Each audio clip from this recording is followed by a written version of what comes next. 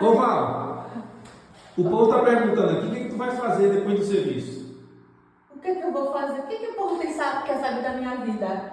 Não, o povo está perguntando, após quando você termina o serviço hoje, ele quer saber o que você vai fazer depois do serviço. Qual que é a sua rotina? Tomar cachaça. Misericórdia. Tomar uma cervejinha daquela beija ali, uma picanha ainda. E mais o que você vai fazer? Namorar. Não, para. Não fala mais não. Fala mais não. Olha, Não. se prepare, amor, que eu estou chegando. Mas é o povo que está perguntando. O que o povo quer saber da minha vida? Ele não paga minhas contas? Não pode responder assim o povo. Pode. Pode? Claro. Rapaz. Oxi.